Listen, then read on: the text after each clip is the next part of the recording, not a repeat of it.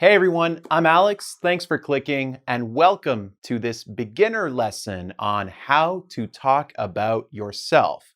So, like I mentioned, this is a great lesson for beginner students who want to build their confidence in English.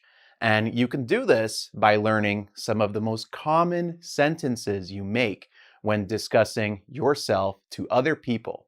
So, this includes things like giving a greeting, mentioning your name, your age, your nationality, your origin, your profession, your location or where you live, your likes and your dislikes. So in this video, I will talk about myself. And in the second part of the video, I am going to introduce one of my special friends and talk about them. So to begin, for a greeting, you can just say hi, hello, or hey, depending on how formal or informal you want to be. So after, introducing yourself to someone and saying hi, hello, they will probably ask what your name is, or you can volunteer your name, give your name. So I would say, hey, I'm Alex, just like I do at the beginning of all of my videos. Or I can say, my name is Alex. And this is another way to obviously mention your name, what you are called. Next, I would mention my age. So I can talk about how old I am. And in English, we say, I am, and then you list your age. Personally, I am 34 years old. If this is true, not true, I don't know. Up to you to decide. In some languages, you say, I have plus your age. In English, use the verb to be. I am 34 years old. He is 26 years old. She is 37 years old. Okay? Make sure you use the verb to be for your age. Next, I am Polish Canadian. This is my nationality. So you can say, I am Brazilian, I am American, I am Colombian, I am Croatian, whatever your nationality is. I was born in Poland. This is my origin, so the place where my mom gave birth to me. So you can say, I was born in maybe your country or a different country. So I have a friend who is Portuguese, lives in Canada, but he was born in France. It's weird, but it can happen. Next, my profession, I am a teacher. It's very important when you talk about your profession in English to use an article before the profession. So here you see, I am a teacher, not I am teacher. I am a teacher. I am an engineer. He is a professor of psychology. Okay? Always, always, always mention an article with your profession. Next, my location. Where do I live? I live in Montreal, Quebec. Okay? And you can say, hey, I live in Bogota, or I live in Rio de Janeiro, or I live in Caracas, Venezuela. It's possible too. Next, I like reading, photography, and yoga. These are my likes. So what do you like? You can say, I like books. I like movies. I like, painting maybe. And finally, I don't like high places. You can also say heights. So in general, I don't like heights. I feel very nervous when I go to Toronto, Ontario, and I go to the top of the CN Tower and look down. They have a glass floor.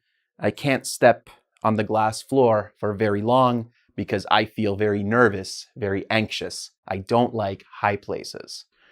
Now, if you think that this is something that is easy, that's okay. Even if you're an intermediate or advanced student, using sentences like these can still help you to build your confidence and to improve your pronunciation. Specifically, when you say these things, you're supposed to be focusing on making them fluent and quick. So now I'm going to ask you some questions and I want you to answer, okay, with your own personal information. For example, I will ask, "What's your name?" And you will say, "My name is," You're talking to your computer screen. You're talking to me. Look around. Is anyone watching you? Are you in a computer lab? Are you at home? Are you on the bus? If you're on the bus, maybe don't do this exercise. But if you're in a safe place where people will not look at you weird, come, do this exercise with me.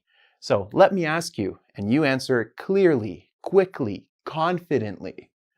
What's your name? How old are you? What's your nationality? Where are you from? What do you do? Where do you live? What do you like? What don't you like? Okay, so when you do this type of activity, like I mentioned, it can help to develop your confidence, your pronunciation, your general fluency in English. Now, I'm going to introduce you to one of my friends, and we'll learn a little bit about him. Come on, Steve. Don't be shy. That's it. That's it. Okay, there you go. This is my friend Steve. Some of you know him from some of my other videos, and today I'm going to talk about him and tell you a little bit about his past, his likes, his dislikes, the secret world of Steve the Spider. So, I could say, hey, if I'm introducing you to Steve, say, "This is Steve," or "His name is Steve."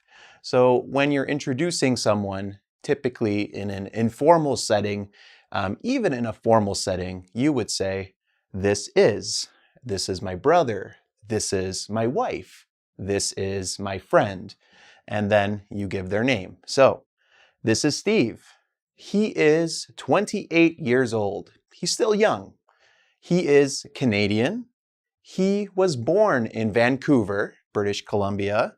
He is a web designer. This is his profession. He lives in Toronto, Ontario. He moved from Vancouver to Toronto, I think for work, probably. And he likes movies and basketball. His favorite movie is probably Spider-Man. I think we saw that one together. Remember that? That was pretty good. The last one, not so good. Yeah, I didn't like that either. So he doesn't like water or flies, okay?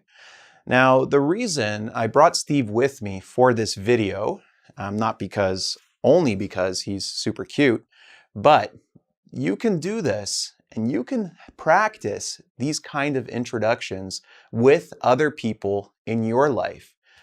If you don't want to talk about someone in your life, in your family or a friend, you can pick a famous person. Go to Wikipedia, do some research, find out about someone, and do it in front of a mirror or do it just by yourself and say, "This is, he is, she likes, depending on who you choose."